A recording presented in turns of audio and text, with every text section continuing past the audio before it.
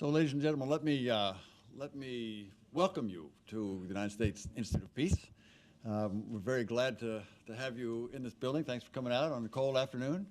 I'm very appreciative of the panel's both expertise and willingness to share that at this discussion of Ukraine, anti-corruption efforts, probably broader kinds of issues. I just wanted to set a little bit of the stage before we focus down into the main topic of today. Ukraine, of course, facing big challenges. Many people in this room I have served with in Kyiv, and we're all following this very closely. The business of anti-corruption, of corruption in Ukraine is a serious issue that we're going to spend some time on. But in the context of what's going on today, we want to be sure we've got the frame. The big challenges, of course, that the Ukrainians face right now, military. I mean, they've been invaded. They've had part of their country annexed. Crimea has been annexed, and an illegitimate referendum has tried to legitimize that. So that is the one challenge. Since there was not a lot of pushback, the Russians have proceeded, and they have now moved into the southeastern part of Ukraine. And we've now seen some attempts at a ceasefire. Wasn't abided by at the outset, seems to be starting to hold at this point. However, there is still the Russian invasion coming across from Russia into southeastern Ukraine. Big challenge for the Ukrainian government in Kyiv. There is an enormous economic challenge. The economy of Ukraine is in as bad a shape, maybe worse, than the economy of Russia. They both face the same kinds of problems in terms of a falling currency, of a devaluing currency.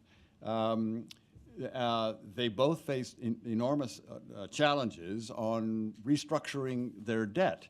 Now, the difference between Russia and Ukraine, of course, is that Ukraine has access to the international markets. It has just signed a deal, or is working out a deal with the IMF. In addition to the 17 billion that they're talking about, there's another amount to get us up to 40 billion, which is the kind, on the order of magnitude of the resources that Ukraine's going to need. But that financial challenge leads us into the reform issue, which we're going to get today, because unless there is serious economic reform, governance reform, anti-corruption reform, the finances from the IMF and the related bilateral assistance and other international financial assistance can't come. In order to invest into Ukraine, the reform is necessary to make that a worthwhile investment. So that gets us to the anti-corruption thing, which we're going to talk about. Western support to Ukraine in order to deal with these problems. We should provide military support. We should provide security assistance. And some of that, of course, has already begun. We should provide big financial assistance to deal with the financial deficit that we're talking about. And as I said, that is starting to come as well. We should help them with reform. On the governance side, and particularly on anti-corruption, I'm about to turn it over to Colin to introduce the panel. That's what we'll be talking about here today. That's going to be a key piece for all of the others that we do. Anti-corruption, some of the assistance is coming from outside. As we know, several of the ministers, several of the members of the new cabinet are not Ukrainian, or at least now they're Ukrainian because they've been given Ukrainian citizenship. But there are several ministers who are, one's Georgian, one's Lithuanian, one's American. The Minister of Finance is of course, Natalie Jaresko, Ukrainian-American, who now has Ukrainian citizenship, I think. Yeah. And they're going to give George Kent Ukrainian citizenship because of the work he's done with his wife, Valida. So there is this opportunity for us, the international community, to support Ukraine in lots of different ways, in particular on reform. And that is the topic of today. So with that, let me turn it over to Colin Cleary. Colin and I, and several of us in this room, served together in Kyiv. And Colin also had the benefit or challenge of serving in Moscow, so he has both of those perspectives, and is here at the Institute of Peace on a fellowship from the State Department across the street, and is helping us develop this kind of a program in both the Russia and periphery, and particular Ukraine. And so, Colin, we're glad to have you here, and over to you. Okay. Thank you, Ambassador, and thank you all for coming out today. It'll be my honor in 1 minute to introduce the panel. I just wanted to say, Ukraine is basically in a war of two fronts. The war that gets perhaps the most attention is the war in the East, but equally important is the war at home, which is the war of dealing with the legacy of institutionalized corruption that has been the plague or cancer on Ukraine for 20 years. And so with that in mind, and the fact that Ukraine still ranks in 2014 as 142nd out of 177 in Transparency International's corruption index, there's a lot of work to be done. And the Ukrainian government has declared a very strong intent to reform, but the question of whether turning that intent into a reality is really before us. And each member of the panel now will offer their insights on how that's going. Our first presenter, I'll introduce everybody and then they'll each start, is Edward Chow, who is Senior Fellow in the Energy and National Security Program at CSIS and a renowned expert on global energy, but with a particular expertise in the Soviet Union, benefiting from many years' experience with Ukraine and a deep knowledge of the intricacies of how the systems work and don't work. And so we're going to be looking forward to his perspective on whether things have changed or not with regarding to the current environment.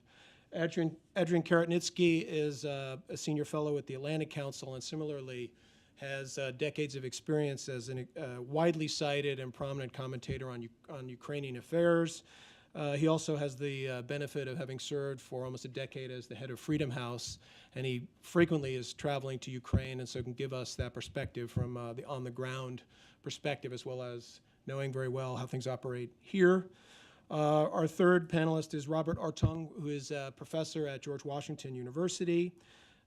Amongst many affiliations, he is the deputy director of the Institute for European, Russian, and Eurasian Studies. He's done a lot of work on corruption in Russia and now is turning with particular attention to Ukraine as well. And so we're delighted to have him here to benefit from his expertise. Next is George Kent, a State Department colleague who, as Ambassador Taylor mentioned, he and I both have the benefit of having served at the U.S. Embassy in Kyiv. And George is currently the Senior Anti-Corruption Coordinator in the European Bureau at the State Department. So the State Department has seen fit to recognizing the national security dimensions of corruption, to appoint someone to a position strictly dealing with that and liaising with embassies and with partners regionally. And so George will inform us of that perspective from the United States government, how things look, and the way forward. He also will be returning to Kyiv as Deputy Chief of Mission in about a year.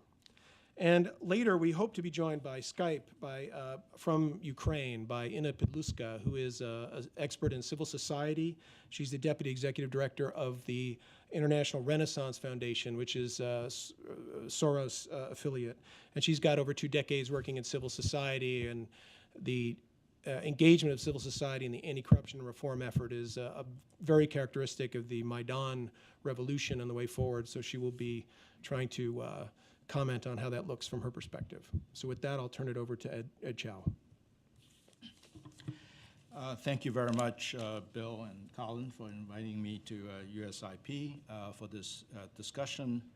As Colin mentioned, I've worked on and off on Ukrainian energy for, I guess, the past decade and a half. Much of that time under the forbearance of Ambassador Taylor when he was ambassador in Kyiv, in the period immediately after the Orange Revolution.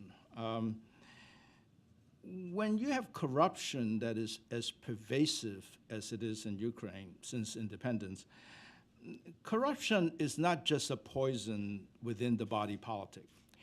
It's actually the way the place works.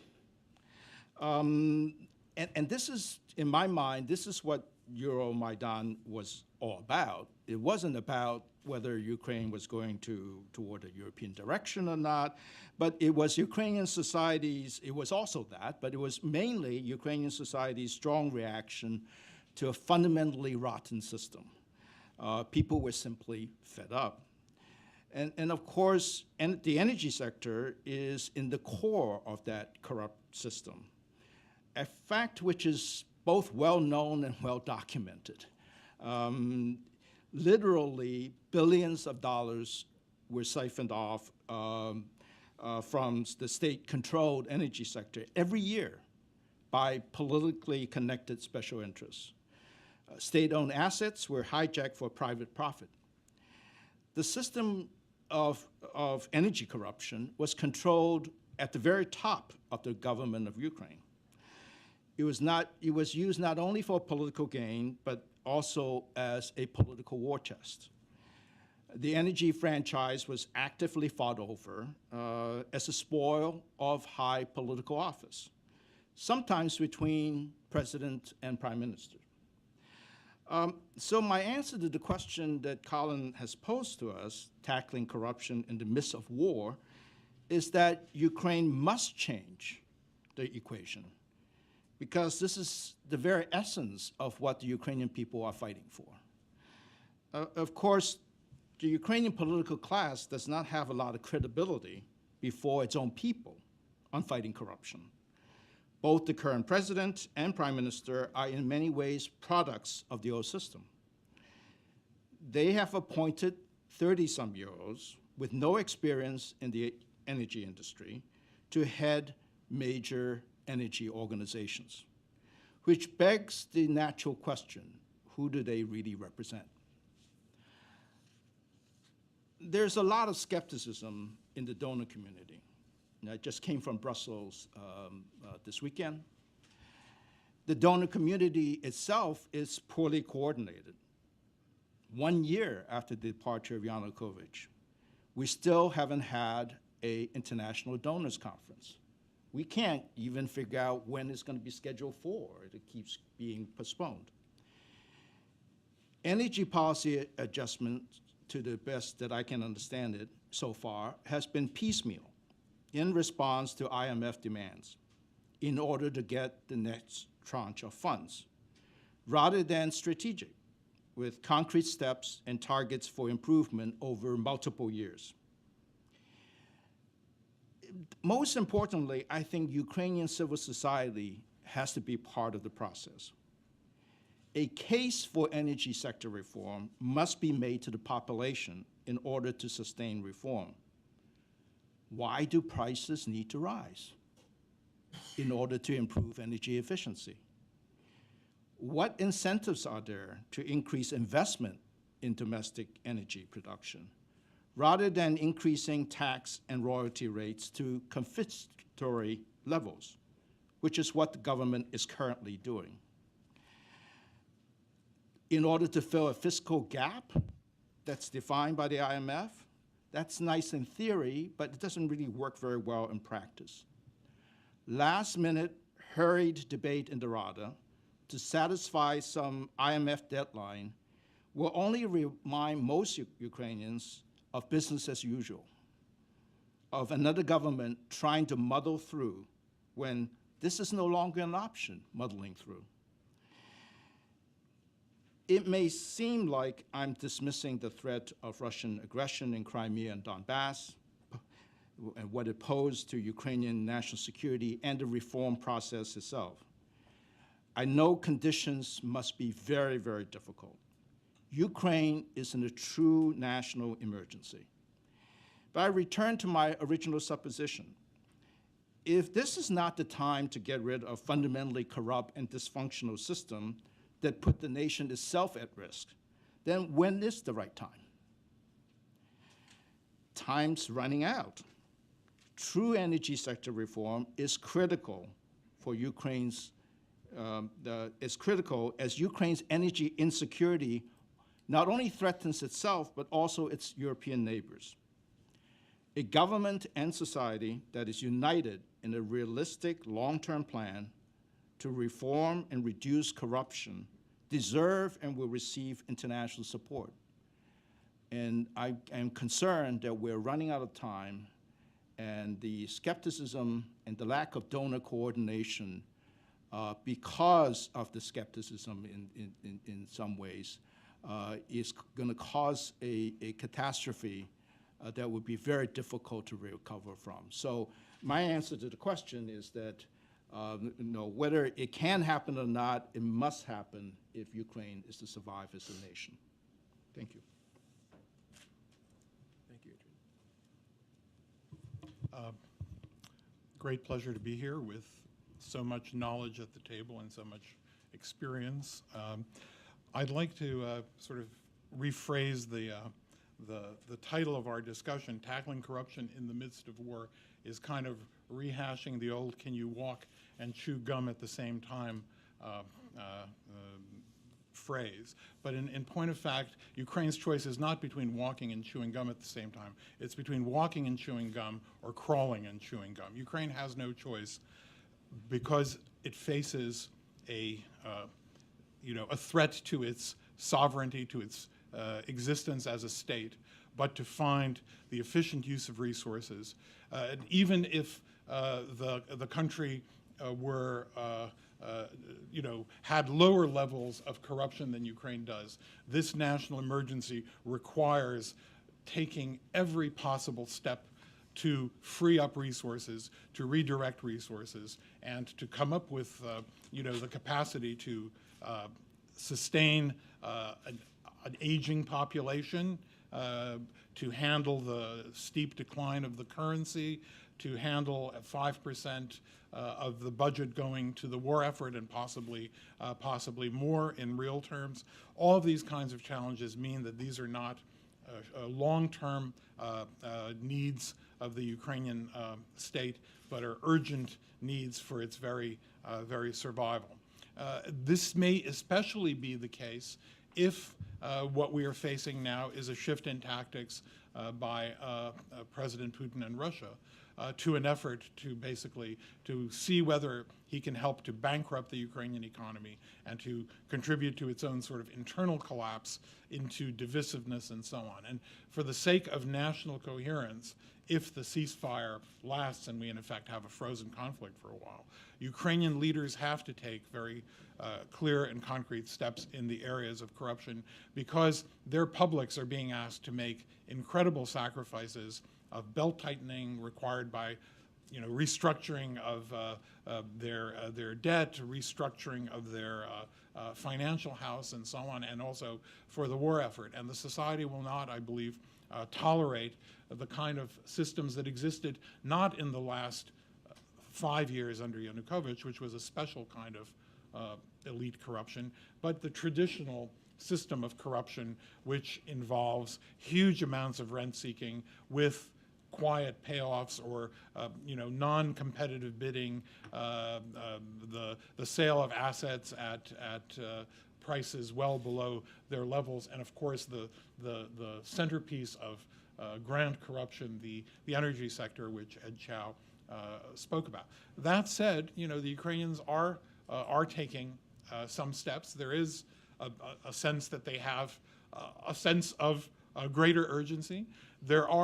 There remain, alas, the same sort of long-term relationships with oligarchic groups that existed before. But one thing is gone from the Ukrainian scene, and that is the specific system of Yanukovych corruption, which is to say that Yanukovych and his clan did not create and take over vast enterprises. They took away and collected vast amounts of cash and wealth.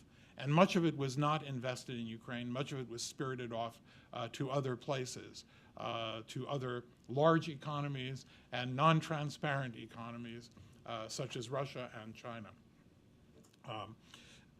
So it will be very hard for Ukraine to recover many of those assets.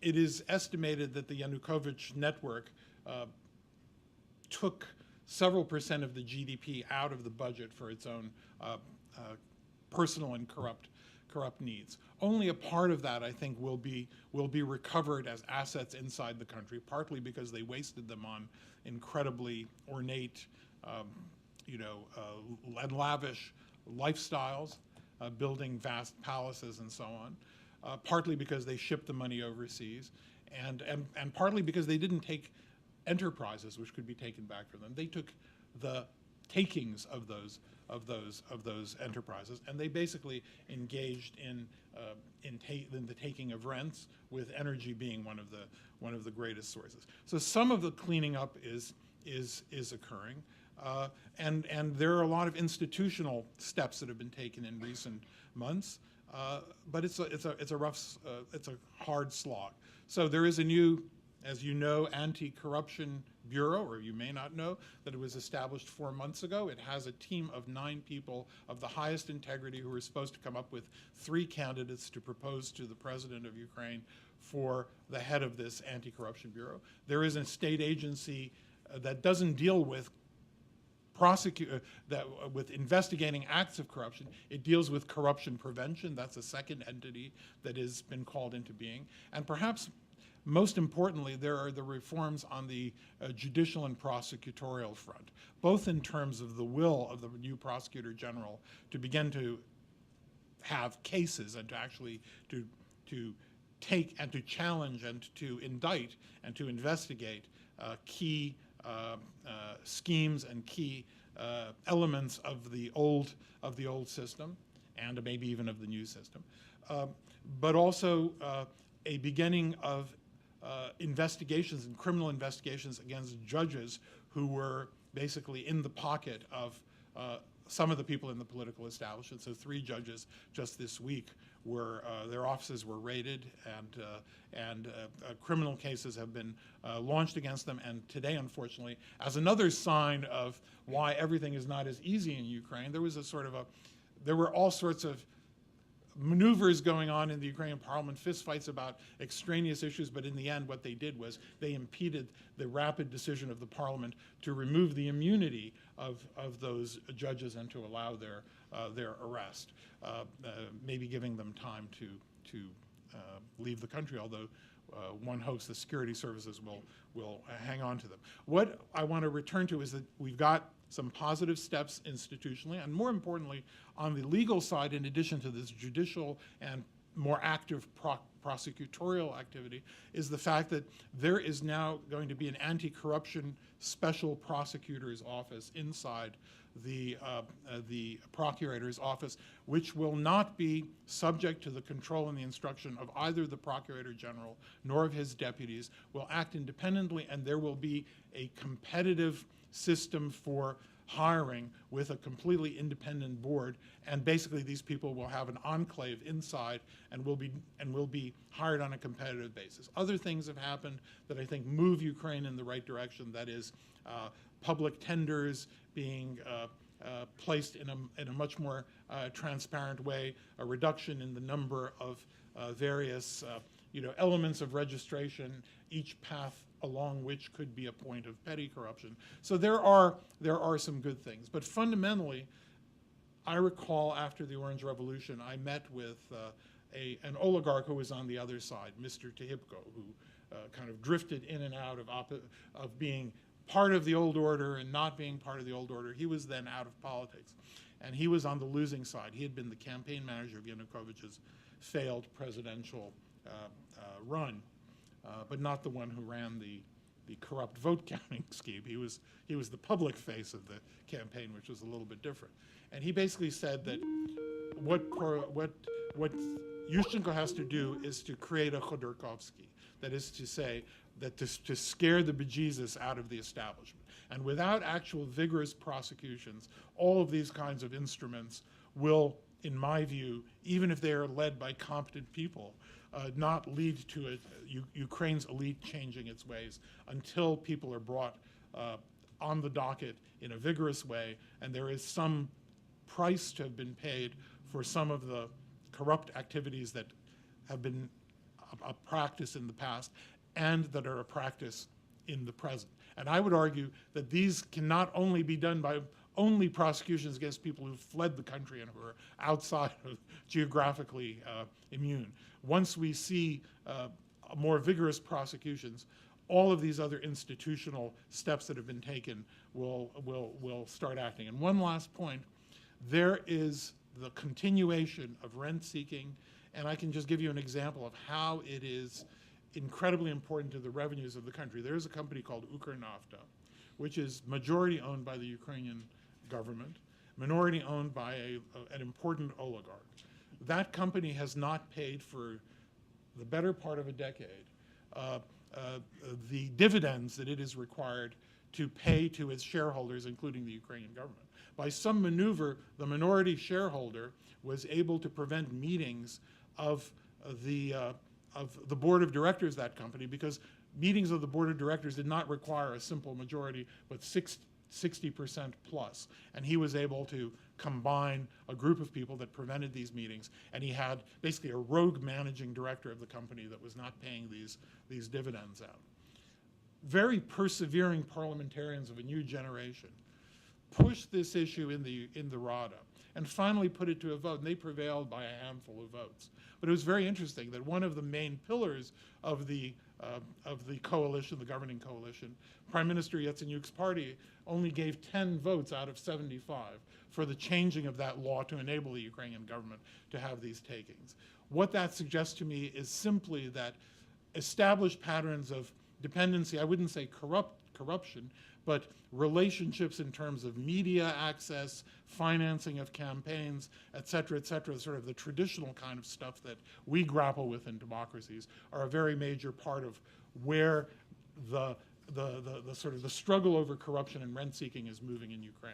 And I think that one of the main things that should be addressed is the issue of much more transparent campaign reform, and maybe even punishment for illicit campaign practices.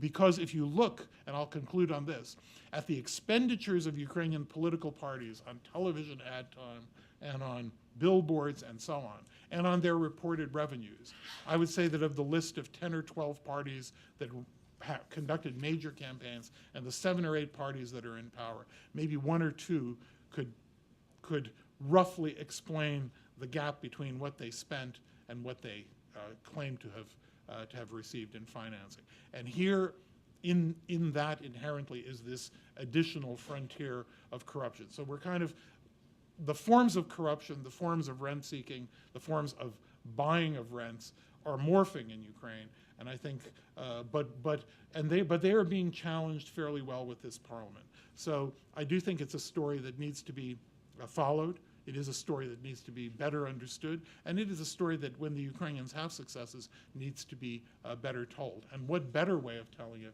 than this excellent group of experts at the table? Thanks, Adrian. Bob, maybe John. Do we have is Inna on the line? I'm just curious. Is she? She is. Okay, great. Will we get a visual, or is she just audio? Sure. Maybe we'll get the view from the ground here.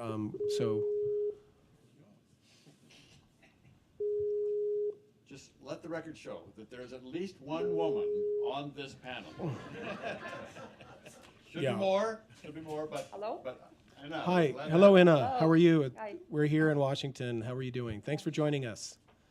Yes, thank you. I introduced you already a bit, so the audience knows that you are, an expert in civil society, and that you were going to touch on how civil society is engaging on the anti-corruption efforts. So I'll just leave it over to you. Thank you so much for the introduction, Colin. Thank you, everybody, and I'm so sorry for being late joining you. Many things are happening here in Kiev.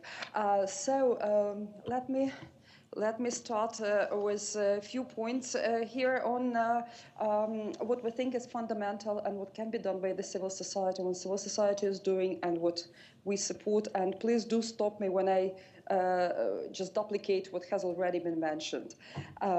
So if we'll look at what civil society has to deal with when it attacks or addresses corruption. So you could summarize that into several layers. So that's weak and often inadequate institutions, corrupt judiciary, nepotism, cronyism, political backing of within the political parties, political forces, direct and indirect, hidden and overt, then it's a general sense of impunity which comes from this political backing and nepotism and dysfunctional institutions. And also there is another aspect to that. There are too many laws in Ukraine. And if you look into those laws, a lot of them are difficult to understand, difficult to implement, difficult to follow, and difficult to enforce. So this is part of the huge work that the government and civil society and Ukraine as a whole needs to address if it's serious about fighting corruption. There is another aspect to that, and this is the general lack of awareness of the legislation, of anti-corruption legislation, but also legislation in general. So you would say that Ukrainians are not exactly very accurate about following the law.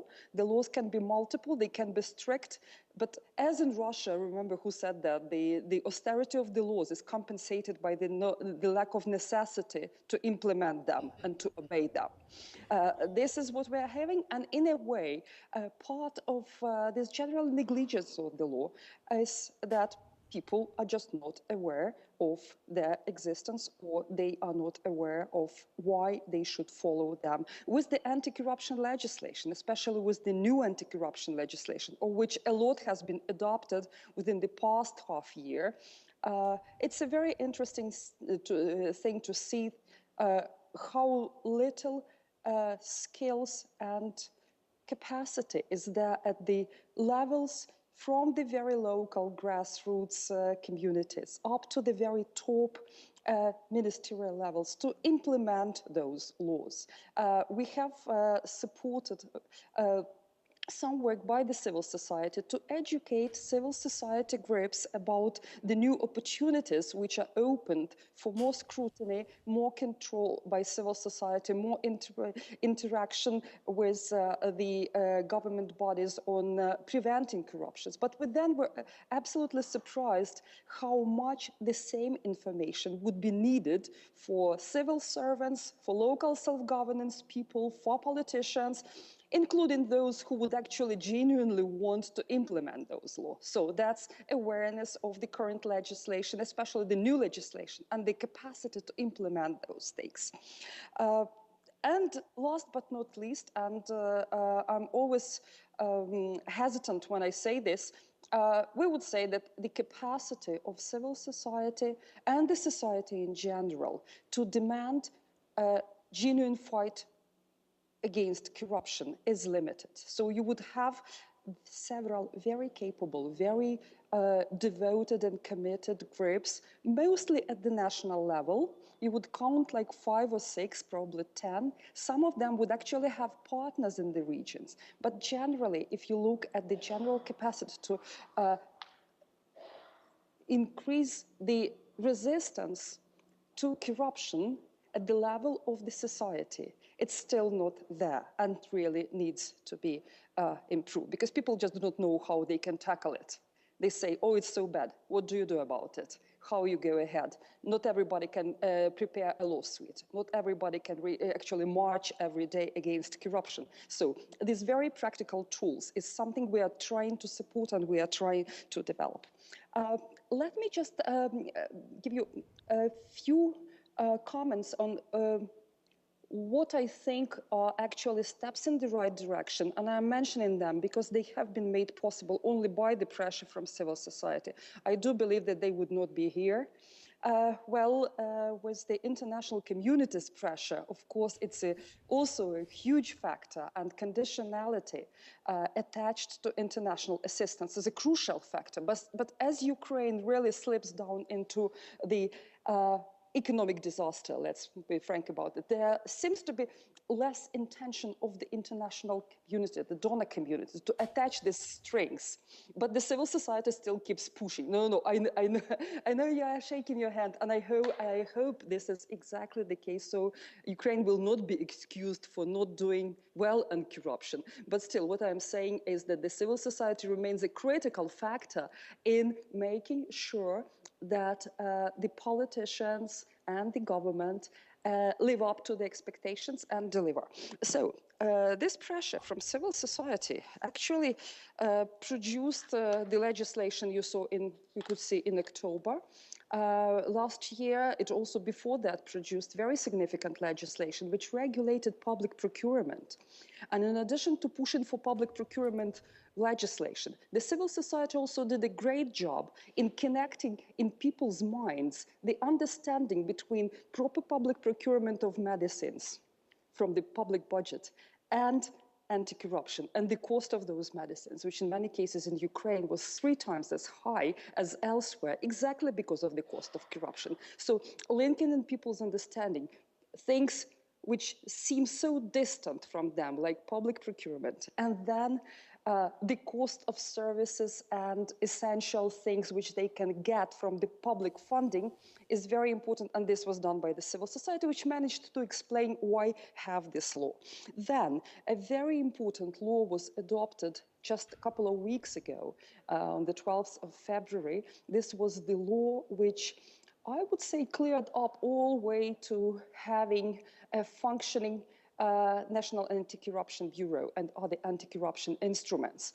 So now it's practically very difficult, and I would really think it's very difficult for any Ukrainian official to claim that we do not have enough legislation which would enable fighting corruption. So it's now all there. Implementation remains the problem, and part of the problem is that the laws were developed mostly by the reformers in the government, outside the government, in the civil society expert community, in the presidential administration. But now they need to come to the hands of the prime minister and the cabinet to ensure that they are properly functional and launched with proper institutions, staff, so on and so forth. This yet has to happen. Then there is another very important law which was adopted again in, I think it was like 11th of February, and it was signed into law by the president today with some delay, which made actually civil society a little bit worried. That's the law on open access to information on spending of public funds, which basically says that there should be an open access portal on which all transactions going from the public budget should be recorded and should be available online to anybody. This is very useful, and it needs to be detailed. So it's not like the budget where you couldn't be able to understand what it's all about. So transparency is here. The task for the civil society is actually to make sure that this is an instrument which can be used for advocacy, which can be used for more accountability, and for people's demand for knowing what their taxpayer money goes for. Very useful. Let's see how it's implemented. We do not know when it's going to become functional. We do not know how it will function, but it's there. There are a couple of things which are also very important. The very process of appointing or selecting, let's say, selecting the future director of the National Anti-Corruption Bureau. It's extremely educational. You could see it online.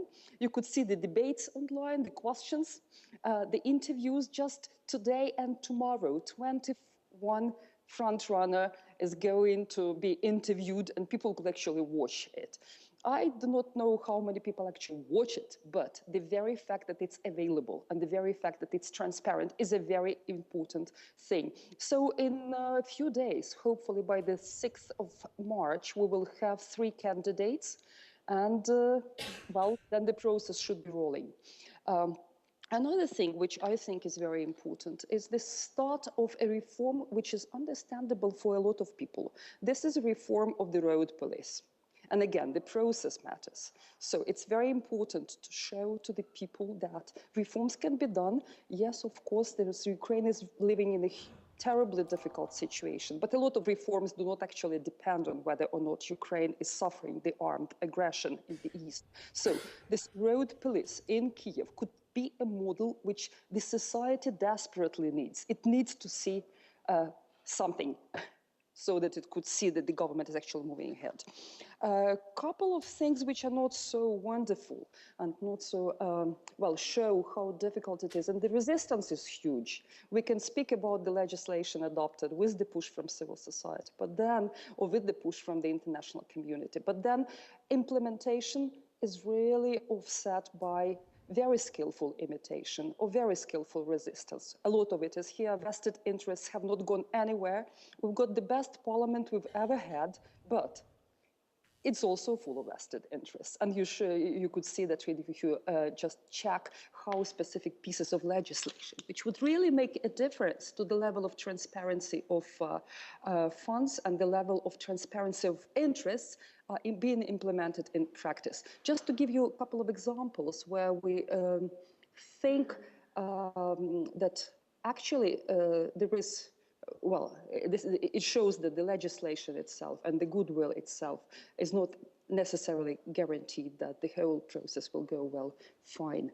So one is, I mentioned public procurement of essential medicines as being an extremely important thing and useful thing. You probably also could read this. There is an effort of the new minister, the Minister of Public Health, to have the public health procurement being handled by international agencies, by UNICEF, by UN agencies, under the UN procedures, to make them transparent and exclude the huge corruption opportunity. It has always been quite a very problematic sphere, let's say so. Well, as of today, there are 6 competing bills in the parliament coming from different groups, trying to regulate the same situation, trying to simplify the procedures and to make sure that the mechanism basically is not really working properly. So the minister himself is very much in favor of the idea of having a procedure, a transparent procedure, but it's not going to be easy, for sure. Then there is another example, just to name. There was an effort from the Ministry of Infrastructure to have, for the first time in Ukraine's, probably for the first time in Ukraine's history, a very transparent process of hiring some top managers for very important and very potentially corruption vulnerable areas. One is being Ukrainian railroads, another is being the Borispol airport, the other is being the Lviv airport. So the competition was announced with very clear criteria online. Everybody could submit the proposals, and they were supposed to have the results by now. Well, one of the candidates who was not shortlisted and who happened to work for one of Ukrainian oligarchs before challenged the decision not to shortlist him at court. So the court in his own town in Dnipropetrovsk blocked the entire thing. So now the whole very transparent selection process has been stopped. Well, the minister said it would challenge the decision of the local court or the regional court into the higher court, but still we are stuck. So just a couple of illustrations. The third one, and again, I'm saying this because there was a lot of effort of civil society invested in this area. One very demonstrative issue for Ukrainian top leadership, ability and readiness to address grand corruption and embezzlement of public funds would have been the stolen asset recovery. During the previous regime, well, we can only imagine how much money was embezzled. So we're speaking billions, so $1.5 billion, that's the estimate I was hearing from the civil society colleagues. And shortly after the revolution of dignity, after the Maidan, as you know, the assets of a lot of Yanukovych cronies were frozen in Europe. Well, they have been unfrozen because the Office of the Prosecution General never provided any proper evidence which would be used to extend the sanctions, to continue this freeze. I think it was a very bad message for the society in general. And it brings us back to this general sense of impunity, without which no efforts of civil society, no efforts to try and eradicate corruption would actually be fruitful, regardless of how well the legislation is written and how well it's presented anywhere. So I'll probably stop here and will be glad to answer your questions. We have a long list of what we are trying to support and what we are doing, so whatever, but I know the time is short. Thank you, Anna. Thank you very much. We'll get back to that later. Professor Ortong? Well, thank you very much for having me. It's a great honor to be part of this panel, and especially to hear such inspiring action on the ground in Kiev. So I wanted to for my presentation, something a little different, wanted to step back and try and analyze analytically the question, why has Ukraine made so little progress so far in combating corruption over the last year? And of course, the first question when looking at it from the perspective of an outsider is, of course, how do you measure progress? And so on one hand, you see a lot of activities like we've just heard. There's also the idea that perhaps a lot is happening, but it's just not apparent yet to people who measure things like Transparency International. So there might be a lot of good things happening slowly on the ground. And of course, the other way to look at it is that if you look in different parts of society, you see more or less progress. So for example, you might see little progress in areas like energy reform, judicial reform, tax service reform, customs, some of the key areas where there's big issues, everyday policing, education and medicine. We might not see as much progress there, but you do see some progress, for example, in military reform as the fighting goes on, in universities where you have some good leadership at the top now, and in some aspects of the media, you see a lot of differences over the last year. And of course, the appointment of a new prosecutor, Viktor Shokhin, is going to make a big difference. Mustafa Naim, who was here in Washington a few days ago, said that now it's much easier for a legislature to go and talk to the prosecutor and get some action. So you start to see some progress there. So clearly there's been some progress, but it's not nearly enough. So I wanted to look at what are the obstacles, what are the problems that are holding this progress back. And I wanted to point to 5 things. So the first thing is what might be described as a poor connection between what the civil society and the media are doing and the root of the problem inside the bureaucracy in Ukraine. And so I think that we see a lot of activism, obviously with the protests in the Euromaidan, we see a lot of activism from civil society groups and a lot of discussion of corruption in the media. But it's not necessarily putting a huge amount of pressure on the vested interests that are inside of the bureaucracy. So you have a lot of energy, you have a lot of interest in this, but it's not necessarily getting at the real sources of corruption inside the bureaucracy. And so obviously some of the journalists who are now members of parliament are working on this issue. They're trying to make it trying to make the political action much more effective. And we see some progress from groups like Nashi Groshi, our money, which says, whose founder says that if you can describe the corruption problem very precisely, then you can get support from members of parliament who are interested in fighting corruption, and you can pass laws to try and take action against that. So you start to see more of a connection between bringing in the civil society and having it directly affect the corrupt officials. So a second problem, I think, is that there's not enough social opprobrium against corruption in Ukraine. And as we heard, many people are not aware of the laws against corruption. Many people themselves use corruption to avoid obeying these laws. So it's necessary to raise the costs of corruption for the people who are involved in corrupt activities.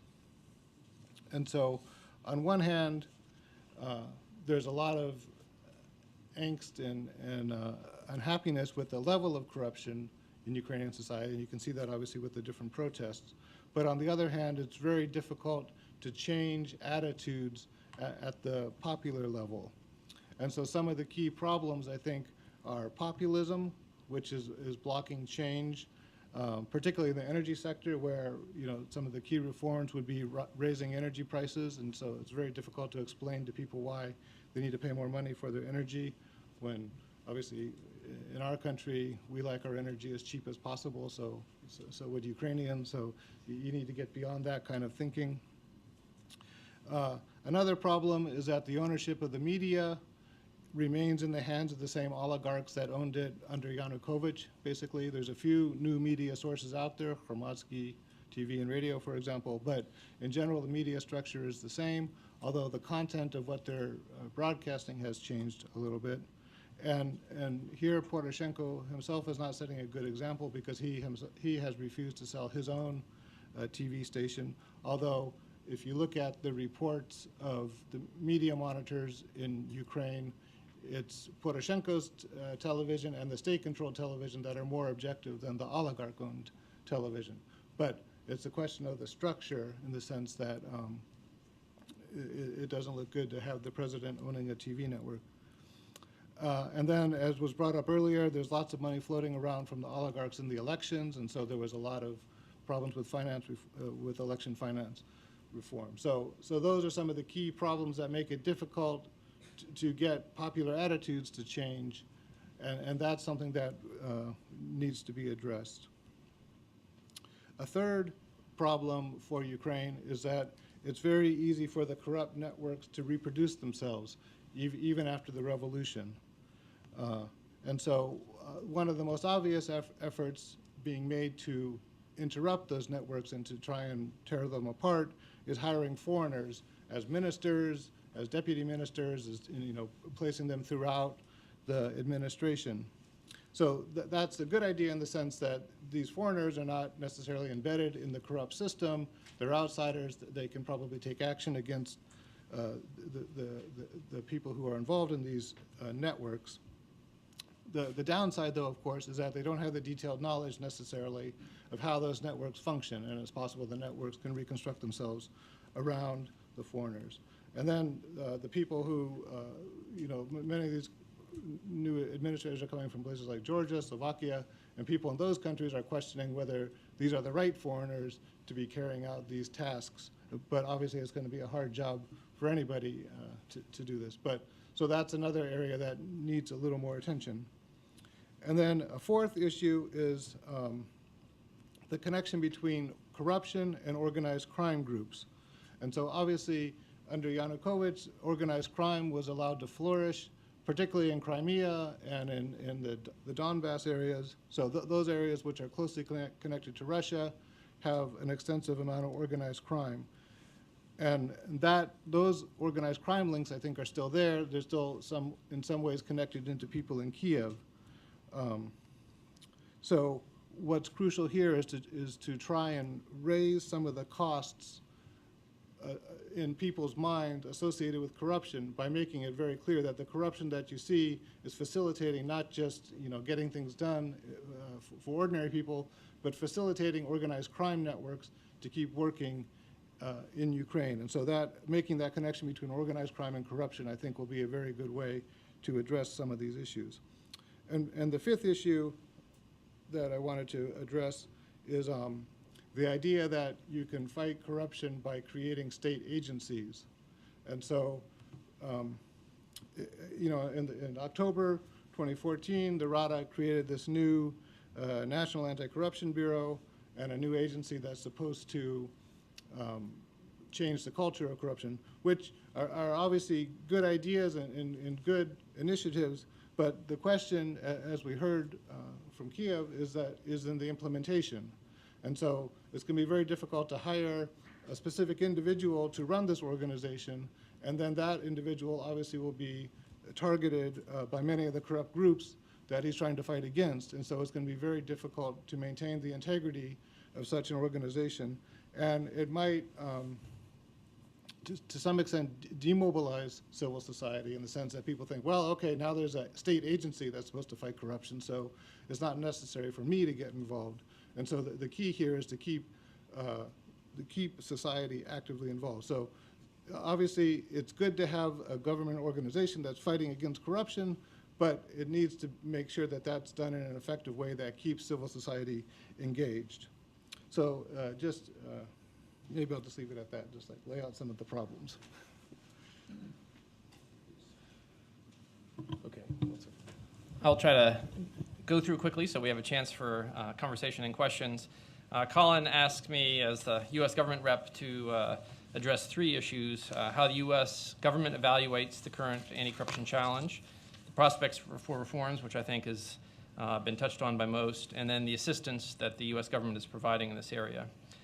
I think since I worked for Ambassador Taylor in Kiev, some of his thoughts I will share. I think we do believe that the Ukrainian government has an ambitious reform agenda, and our concern is the pace of implementation, as Ina, I think, mentioned. Our very active ambassador currently in Kiev, Jeff Pyatt, gave a long interview to arguably the Ukraine's leading journalist, Yulia Mostova, several weeks ago. And it was about the reform agenda. And a couple of his quotes that he made was, reform is a matter of national survival, and then later on, reform can be a matter of life and death. And I think going back to this issue of the two-front comment, reform domestically obviously is a way of increasing resiliency and Ukraine's efforts to counter the challenge posed by it militarily. Going back to Ambassador Taylor's comments, I think Ukraine faces a 3-ring circus. You've got the ring of military and war, you have the financial crisis, and then you have the reform agenda. And I think it is not a coincidence that after you get a government that comes in wanting to reform, a lot of the action are in the, shall we say, the war and financial rings, where a lot of the attention is there, all the meetings are happening. And yet you have this fundamental challenge, which is reforming the state that was inherited 25 years ago from the Soviet Union, and within the state section at least, even as societal attitudes changed, the structures of the state did not. And I think this is the second grand chance for Ukraine to address that issue, to modernize the state, and to change the way of governance to meet the needs and aspirations of the Ukrainian people. And that goes across governance. It's a lot of that is connected with anti-corruption efforts. It's in the area of justice, which is perhaps most directly affiliated with the ability to ensure not only rule of law, but to fight corruption. We already talked about energy, which I think everyone will agree is the biggest challenge. Security. If a country's security institutions are corrupt and weak, that makes them unable to defend territorial sovereignty and integrity, which is what we're seeing now in Ukraine. Health and education, and then the overall, as I say, system of governance. One of the package of reform efforts that's going on even this week, and I think there was some initial bills passed this week, is on decentralization. This is not the federalization agenda that Russia is trying to impose on Ukraine. This is the agenda of the reformists that came in after the Euromaidan a year ago, understanding that, again, the Ukraine state, as inherited from the Soviet Union, needs to be modernized and changed. And I think that's a lesson learned looking at its neighbor Poland. Local governance reform at the very beginning of the 90s was one of the most successful reform efforts in Poland. And I think the Rada Speaker, Groisman, is leading this effort, and he's been talking to his Polish colleagues. So I would say, in looking at the prospects of reform, the political will is clearly greater than it was 10 years ago. Going back to, again, a couple of our speakers and talking about the existential crisis that is met. Political will is necessary but not sufficient. And I think what we're seeing now is agents of change that are being appointed, not just at the ministerial level, but at the deputy minister level, where you have to have people who act as these agents of change. And I would just mention a couple of names. I think the one that has gotten the most attention is Eka Zguladze in the Ministry of Interior.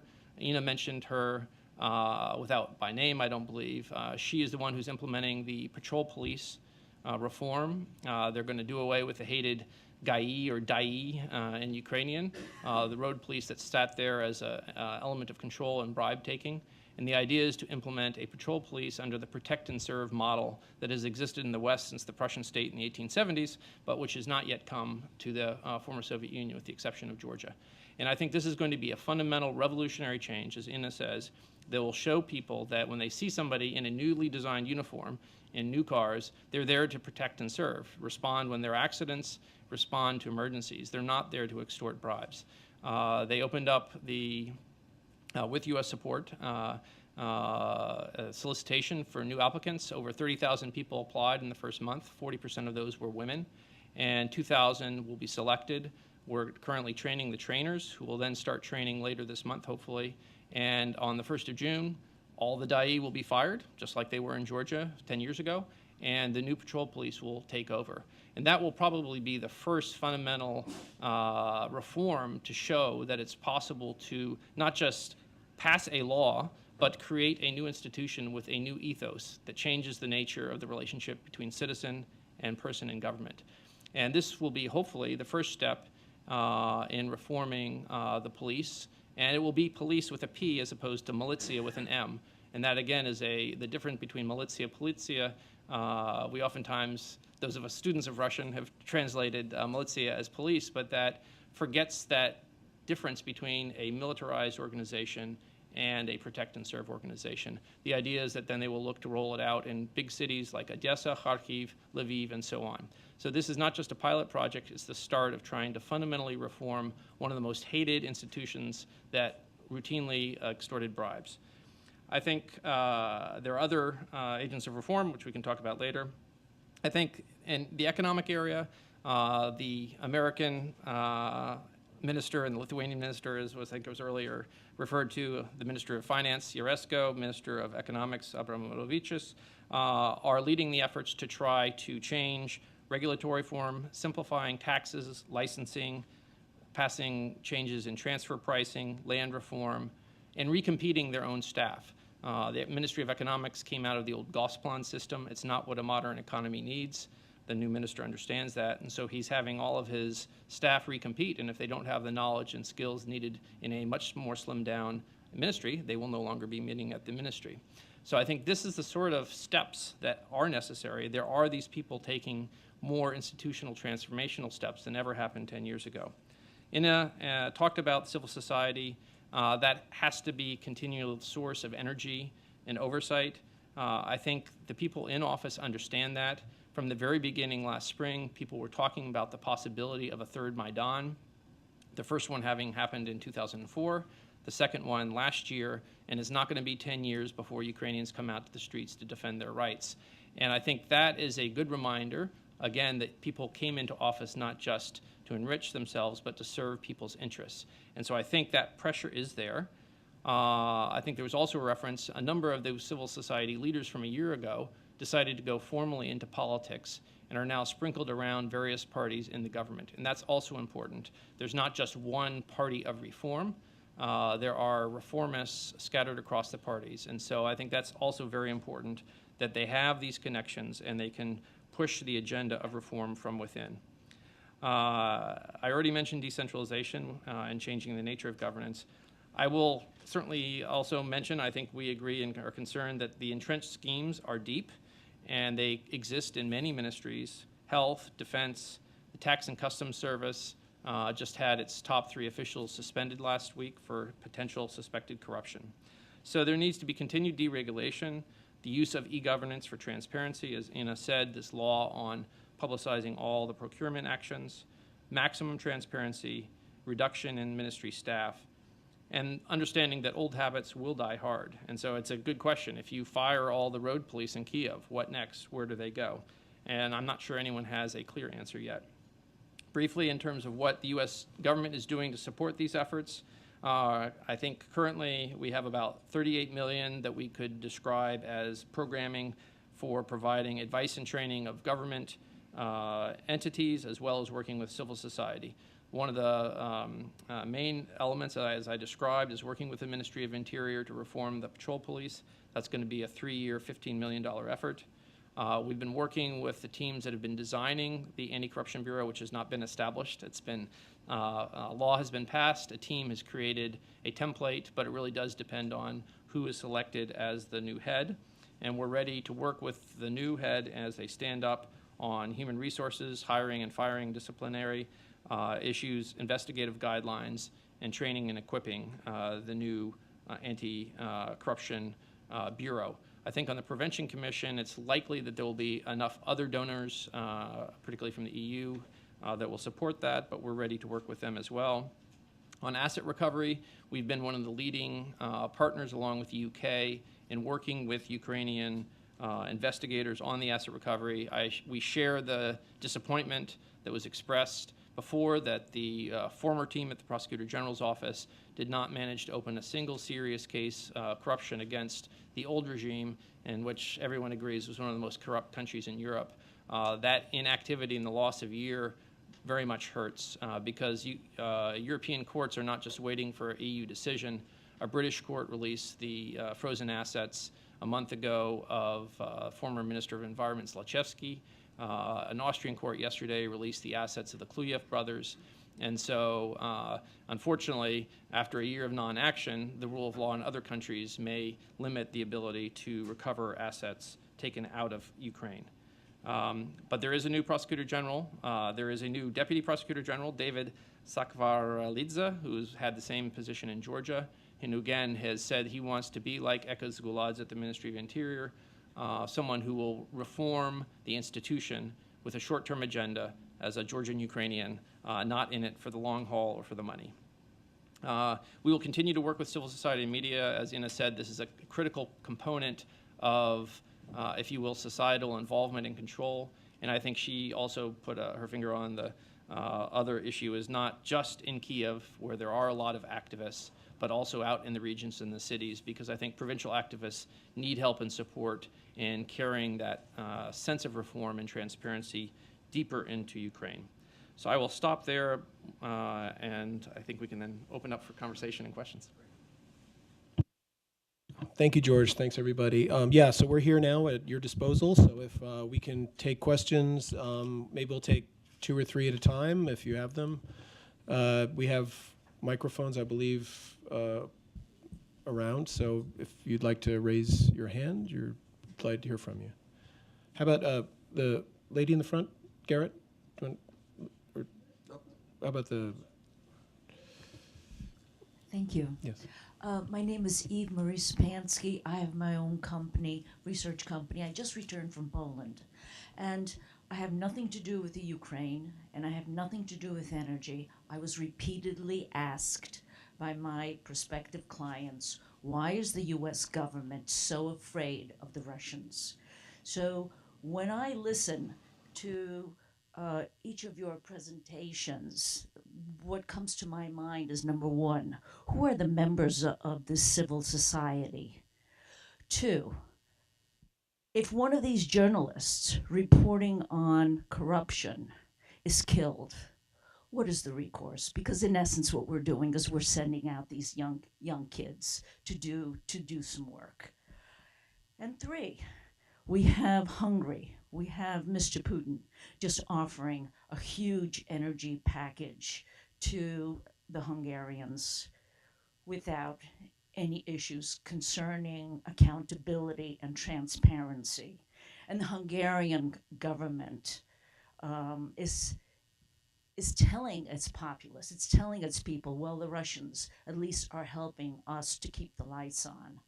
So my question is, why don't we have a more robust foreign policy vis-a-vis Russia, vis-a-vis the Ukraine?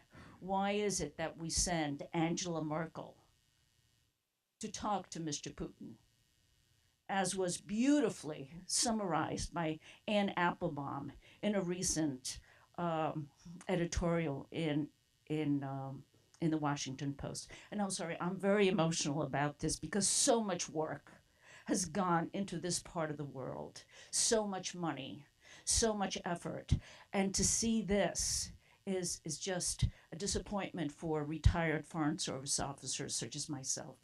Thank you very much. Thank you, and we'll take just one more so we can group a couple together. Garrett, do you want to have a gentleman here? Hi. Okay, Ernie Robson. My question is directed more towards Mr. Chow. Sorry, my question is directed more towards Mr. Chow. It has always struck me from the beginning back in February of last year that the real reason for Crimea and everything that happened there had to do with the energy resources in the Sea of Azov and the Black Sea. And yet I see very little going on. Maybe it's going on below the surface, but it strikes me that that's a huge amount of resources that have been taken from Ukraine.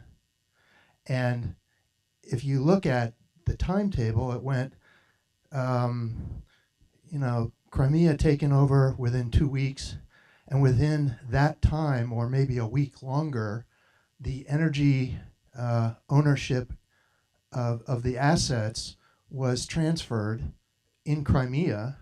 And my question is, why aren't we doing something around basically the theft of potentially, I've seen different estimates, and you probably know way better than I, but that the energy potential in the Sea of Azov and the Black Sea is something like the North Sea oil strike. So that's my question.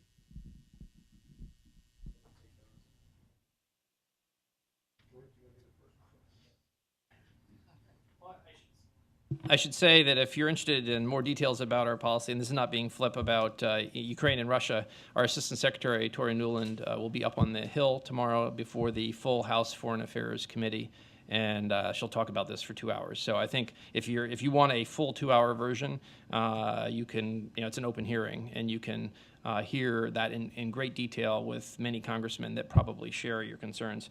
I would say in brief, we don't fear Russia. We have put in place the structure of an approach that in part addresses the question about Crimea, which is a series of sanctions, part directed towards Crimea and part directed towards Russia, which is intended to hold individuals and those involved both in the takeover of Crimea and the assets, as well as actions in the eastern Ukraine, accountable. Now, there is a lot of criticism that policy isn't enough. We are combining that with firm support for Ukraine. The amount of assistance dramatically increased in Ukraine. Vice President Biden made 3 visits to Ukraine. My guess is it's the only country that he visited 3 times last year. It's very rare for someone of that level to go to the same country more than twice in a year. And so I think there's been a commitment, as well as frequent high-level conversations between the president and the vice president with President Poroshenko and Prime Minister Yatsenyuk. So the U.S. government is deeply committed to the independence, territorial integrity, and the success of Ukraine on its own merits, and we'll continue to work with them and support actions which Ukraine has to take. I first met Ed Chow 10 years ago in the embassy in Kiev when he started coming in and trying to give advice, which unfortunately successive Ukrainian governments have been ignoring for a decade. And so we're ready to work with Ukrainians inside and outside of government on reforming and transforming the country and its systems. But we can only do so in a supporting partnership role. So when it comes to advice, we can give advice on the laws that need to be changed. But the changing of those laws and the implementation of those changes have to be done by Ukrainians. And so I think that's the nexus. But I don't think anyone is shirking or being afraid of Russia. I think there is a healthy debate ongoing about how to approach this fundamental challenge to the international order as it has existed since World War II, and how best to support our Ukrainian friends. I think that we've heard in 2 questions encapsulated the scale of the challenges that Ukraine faces, and paradoxically, the scale of the reorientation that the United States and Europe have to undergo as well in order to meet those challenges. Ukraine is a state which has been attacked by another state. Part of its territory has been taken over. It is now facing an economic war that Russia is waging, also using military means, using terrorism, using a range of including asset stripping, including asset appropriation. And I think that, everyone is in a sort of a bit of a state of shock. The Ukrainians as well are trying to adapt. But I do think that one of the things that the civil society and the public processes and think tanks and responsible citizens should be involved in is precisely raising those kinds of questions. I do think governments are moving in the right direction generally under this kind of discourse and pressure. But here's a sort of a paradox. why has the Ukrainian government dropped its strategy of litigating for the loss of resources, the loss of revenue? This was an agenda that was announced immediately after Crimea was taken over, and then the issue was dropped. It seems to me that when Ukraine is requesting sanctions from the West, but is not playing its part, and I don't think that the argument is that they have too many fronts to address. There's a huge group of talented international lawyers. The Kiev State University International Affairs School is of a very high caliber, and international law is very well known. Ukraine is not doing a lot of the things that it should be doing in its own interests. One just last minor point on journalists. The interesting thing is that journalists in a society when investigative journalists investigating corruption in a society where corruption is being punished are actually protected, because killing a journalist actually brings more attention to the corrupt scheme. It's only in a place of impunity that journalists are killed, because bringing attention to a scheme in which the government isn't doing anything exposes too many vested interests. So I actually think that Ukrainian journalists are relatively safe in this environment of more assertive investigation and prosecution. Let me try to stay within my competence in energy. It's not true that the Hungarian deals are not under question. I mean, the EU has already raised on the nuclear deal Hungary violating public procurement rules of the EU. So that deal may suffer the same fate as South Stream in Bulgaria in terms of being blocked by EU rules.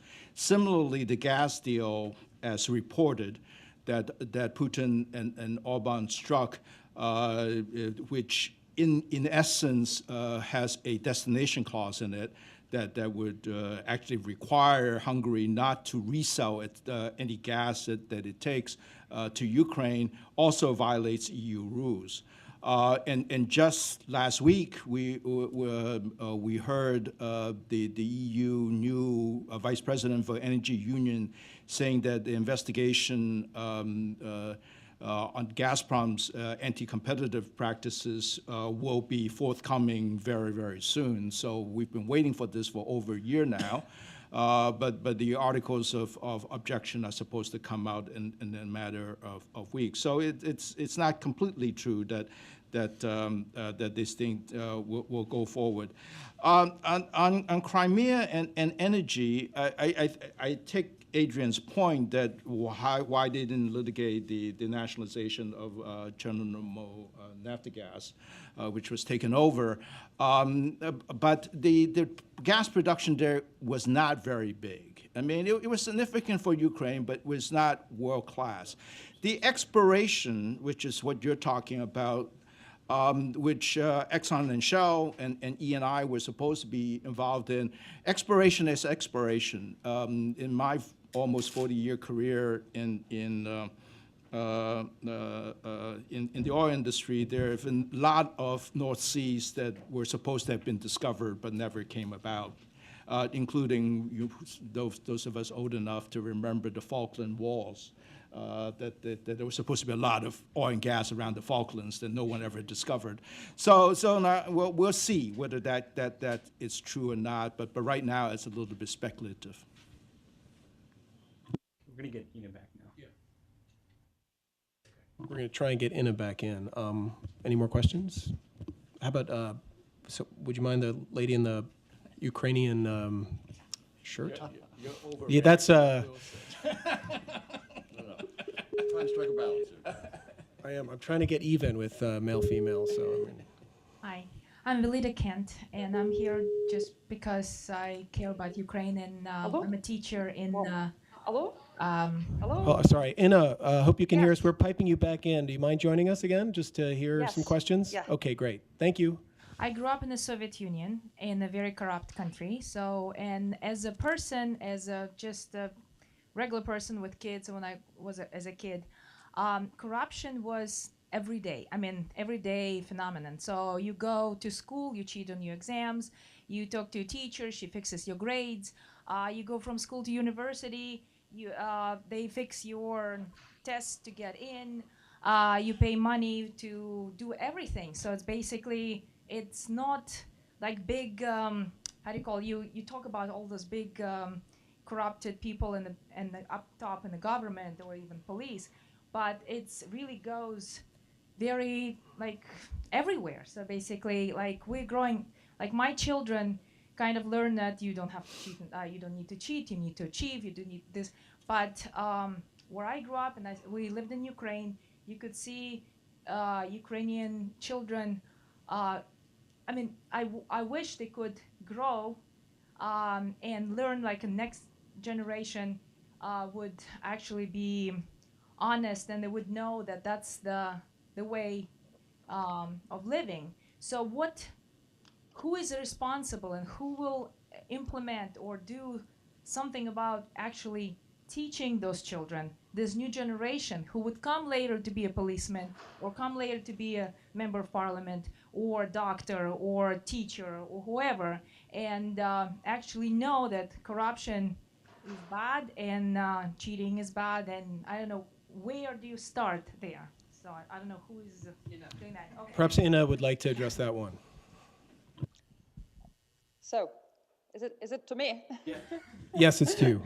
Okay, so just to give you an example, many years ago, the International Renaissance Foundation piloted a thing which is now known as the independent external knowledge testing, which effectively took a lot of corruption out of the university entry process. You pass this independent external test, and it's mandatory now if you want to go to university for the school leavers, and then depending on how well you do, you actually do not have to pay a bribe to get in. Well, it's doesn't mean that corruption is totally out of the system, and it has just pushed corruption to the levels of passing tests and exams during the university, unfortunately in many cases, but still that showed that things can be done. So who's responsible and who's supposed to teach children?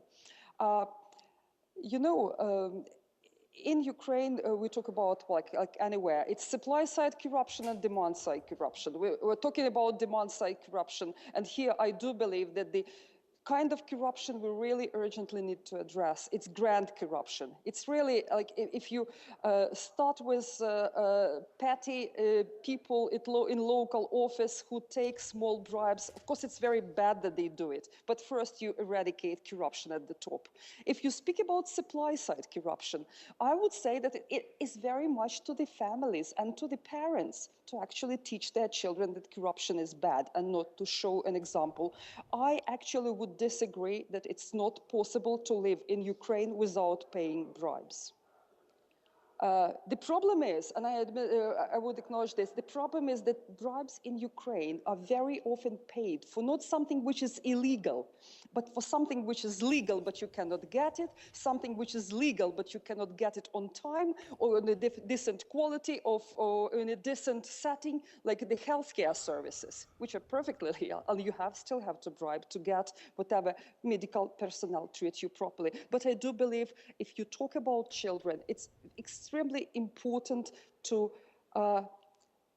talk to them as to future adults, talk to them as to participants of this supply-demand, potential participants of this supply-demand equation, and the importance of developing zero tolerance to corruption really starts at the very beginning, and it's in the hands of the families. I don't really trust a lot in the ability of the educational system here, and but they also can do a lot, like showing good examples. And now there are all reasons why they should do that, because I was speaking earlier about the sense of impunity. It seems that the sense of impunity is becoming less, and it will be growing less as the law enforcement and anti-corruption bodies actually do their job. We didn't mention, or perhaps we did mention, the other agency anti-corruption instrument, which is supposed to be put in place later this year, and this is the National Agency for Preventing Corruption. It's fundamentally important that we do not have just the penalty side, which is the Anti-Corruption Bureau, but we also have the prevention side. It's more long-term, it's more difficult, but it will be here. And we hope we will have it operational, well, let's say, optimistically, it would say by autumn, mid-autumn. There's less attention to it than to the Anti-Corruption Bureau, which is about grand corruption, but definitely it will serve a very important function if it's organized properly and does its job. Have I answered? Thank you, Inna. That was great. So, yes, please. Yeah, one or two more. Thank sorry. you. One Yeah, more. my name is Juan Asensio from Georgetown University. My question is, are there any plans like to develop a national civil service that is going to be capable of carrying out the reforms that have been already developed in Congress and other institutions?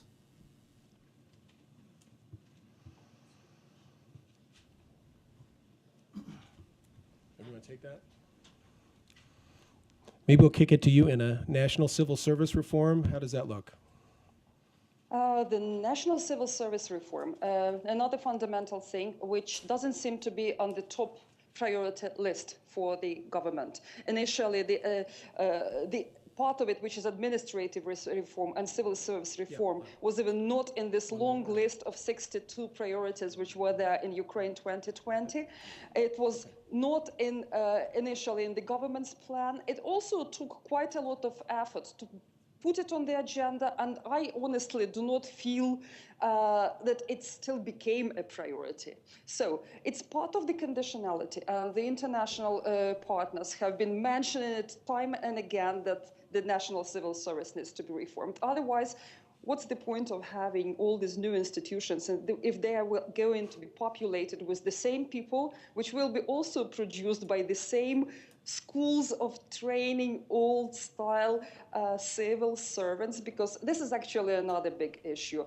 And to reform the national civil service, it requires a complex approach. So it's not just about cutting down the staff. It's not just about having the reappointment, which also will be important. It's about a different principle of selection, but also a different principle of educating future civil servants. And part of the national civil service reform is indeed the salary, the different approach to paying these people who are going to be reappointed.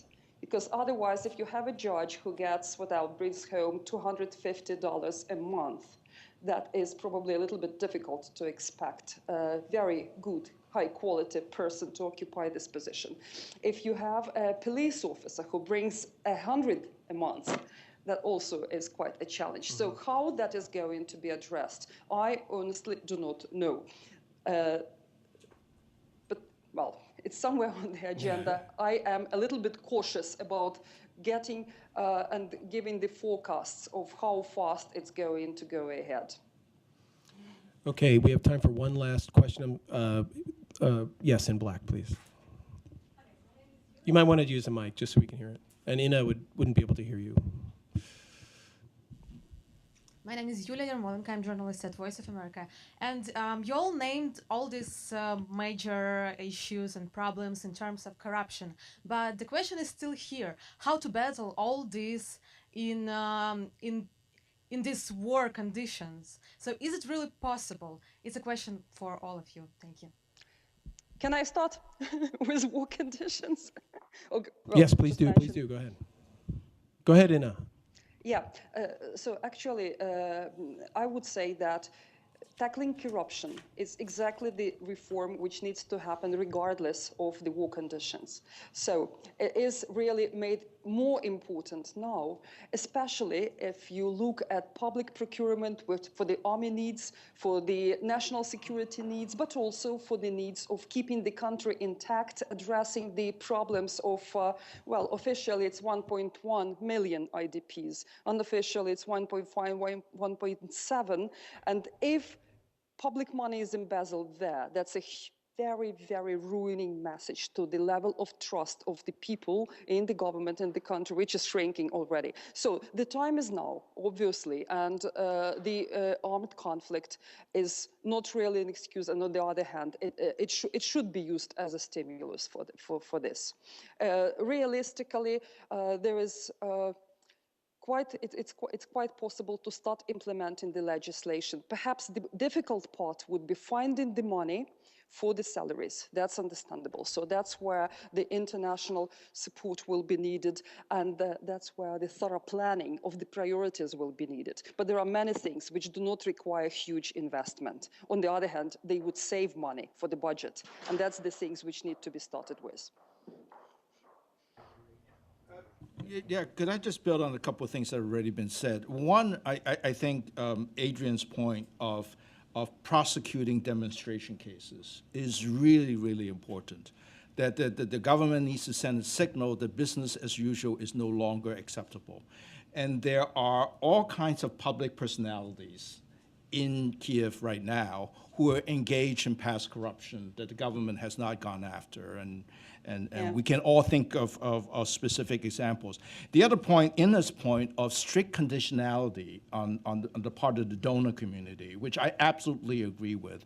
If Ukraine is going to have a chance of getting the $40+ billion that it needs to put a ship back in order, the only way it's going to get that scale of external assistance if the governments start acting on some of the promises that have been made. And ultimately, repeating a point that I made, that civil society being engaged is the ultimate tool. It just seems to me that at the end of the day, is Ukrainian civil society that will keep the Ukrainian government accountable for its actions. It's not going to be a bunch of foreigners. If I can just add an example of U.S. wartime reform. During the Civil War, Abraham Lincoln and Congress were able to pass the Land Grant Act, which fundamentally revolutionized agriculture in the U.S.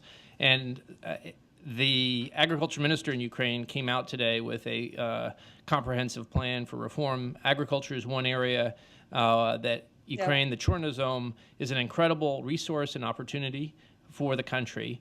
And if it's going to survive and thrive, those sorts of reforms have to take place during this time. And so I think there is the possibility. So again, going back, I think there's the intent. You've got young reformists with energy and ideas. The question is, can they carry that through to implementation? And I think all of us, our jobs, if we can, is to support them, support those agents of change. But they are there, and I think they are now starting to take the actions, not just passing the laws, but carry those through. And as I think one of the panelists said, the implementation will be spotty. It won't happen at the same speed everywhere. But I think our role is really to support those that are pushing forward now. And just for the record, I know that George Kent did not mean to invoke a Civil War analogy when referring to Ukraine. Yeah. That was just an example of a wartime fundamental reform. I agree. I just wanted to make one final point, which I think the key here is to show the cost of corruption to society in a very simple way that people can understand. And Ina mentioned one example, which was that medicine costs 3 times as much as it should. Another example might be the number of road deaths that occurred because you have a police force that's not enforcing proper traffic safety procedures. So that just sort of shows what the human cost of having that kind of corruption is. Well, that's the end. I think we can all agree on one thing, that we probably don't want to be driving in Kyiv until June, because I imagine the GAI are going to be out for their last bit of money. But it's been a very. I want to thank the panel for joining us. Thank Ambassador Taylor for inaugurating our discussion, and thank you all for coming. It's a big question, and really is up to Ukraine to answer whether they can change the corruption equation. It's an enormous challenge, and something that it comes from so many, I think, as some of the questioners, so many different directions. But I think the answer is they could do it, and hopefully with the help of others and their own strength, they will do it. So thank you all very much for coming. There may still be coffee out there if you want to have a cup, and there will be I should mention one final thing on March 9th. There's another Ukraine-related activity here at USIP, and it's some brand new polling that's been done. And if you check our website, it should be posted. I haven't, or will be if it hasn't been. But it's going to be a real sense of the very current sense of society from a very eminent pollster.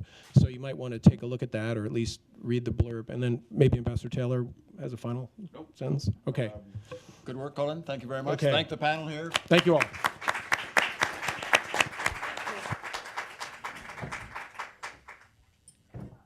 Thank you. Lithuanian, one's American. The Minister of Finance is of course, Natalie Jaresko, American, Ukrainian-American, who's now has Ukrainian citizenship, I think. Yeah. That she wrote.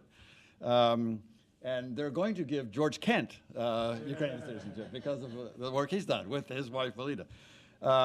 So there is this opportunity for us, the international community, to support Ukraine in lots of different ways, in particular on reform. And that is the topic of today. So with that, let me turn it over to Colin Cleary. Colin and I, and several of us in this room, served together in Kyiv.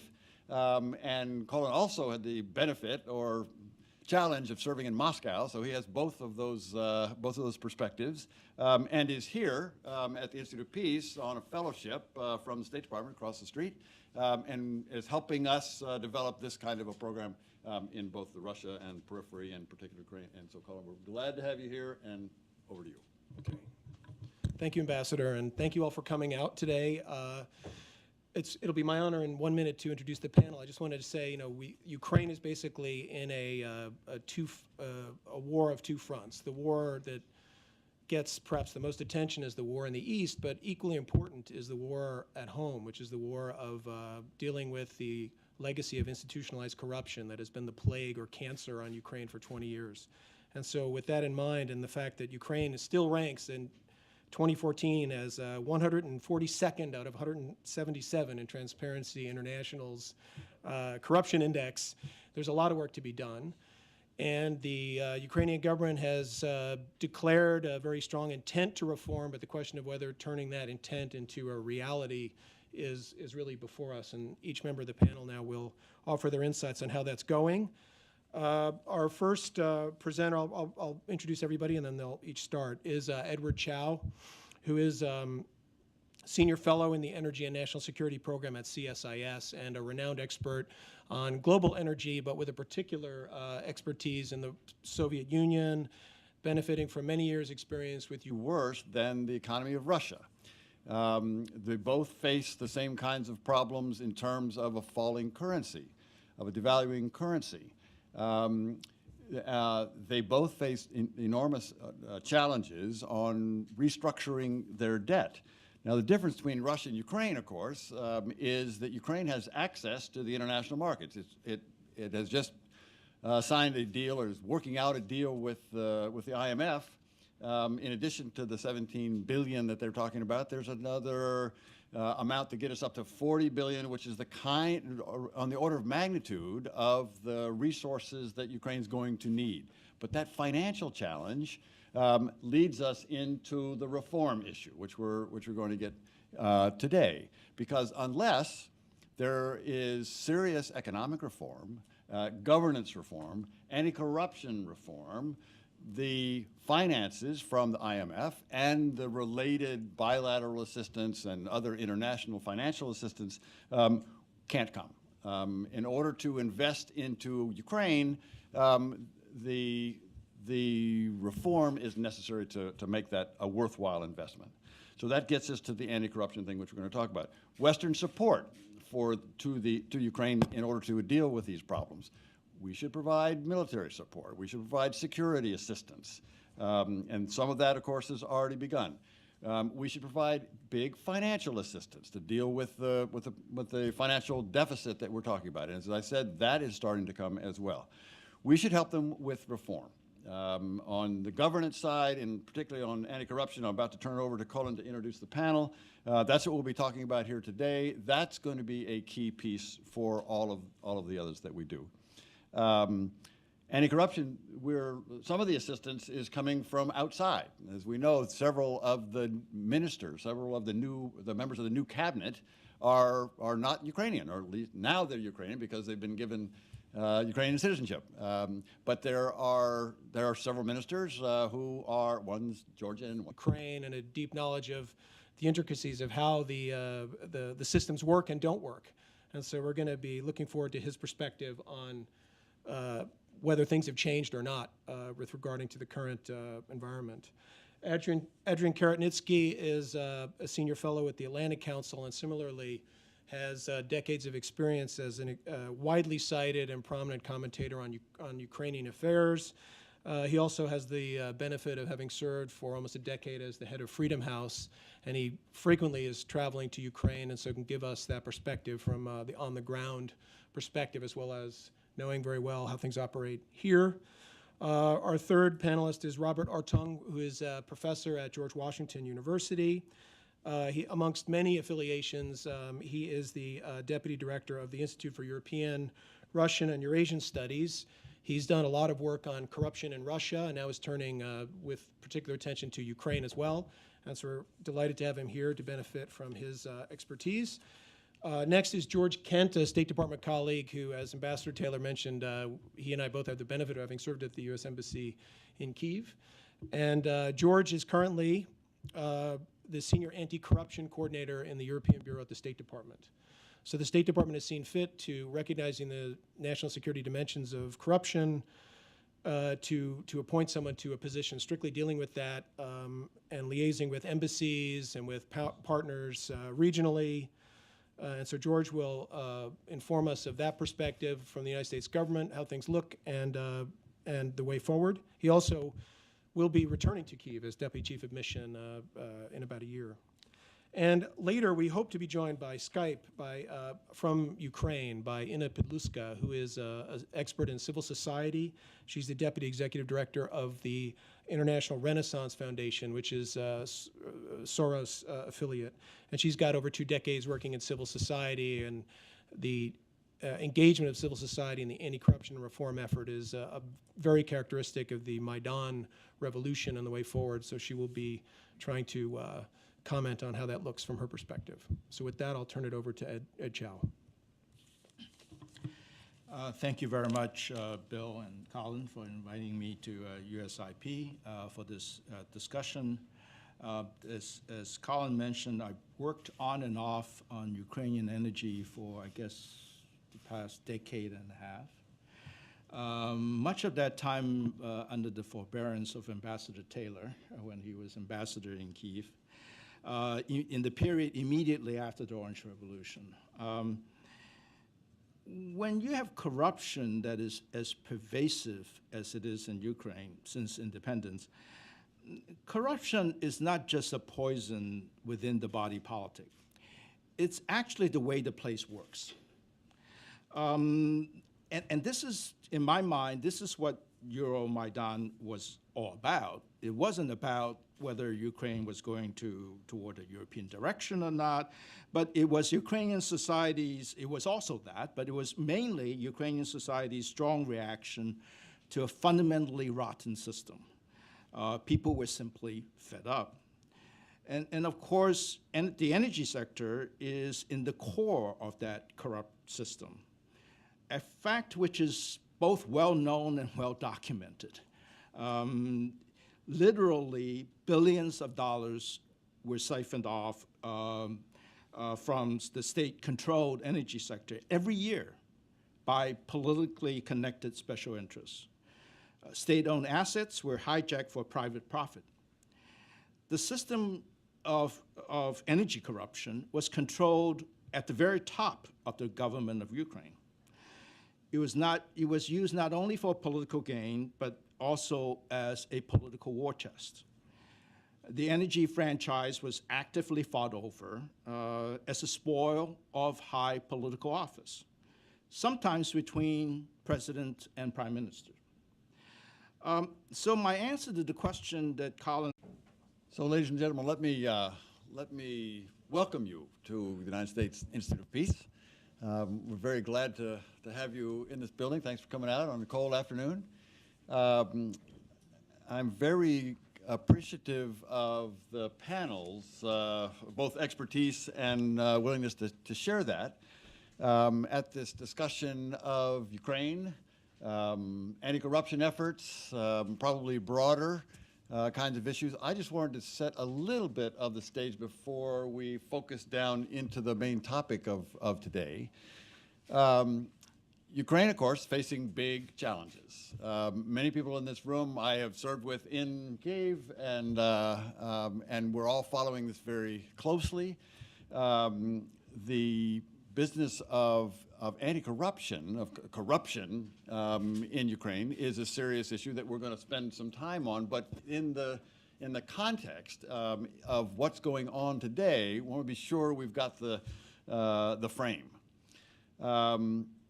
The big challenges, of course, that the Ukrainians face right now, military. I mean, they've been invaded. They've had part of their country annexed. Crimea has been annexed, and an illegitimate referendum has tried to legitimize that. So that is the one challenge. Since there was not a lot of pushback, the Russians have proceeded, and they have now moved into the southeastern part of the Ukraine. And we've now seen some attempts at a ceasefire. Wasn't abided by at the outset. Seems to be starting to hold at this point. However, there is still the Russian invasion coming across from Russia into southeastern Ukraine. Big challenge for the Ukrainian government in Kyiv. There is an enormous economic challenge. The economy of Ukraine is in as bad a shape, maybe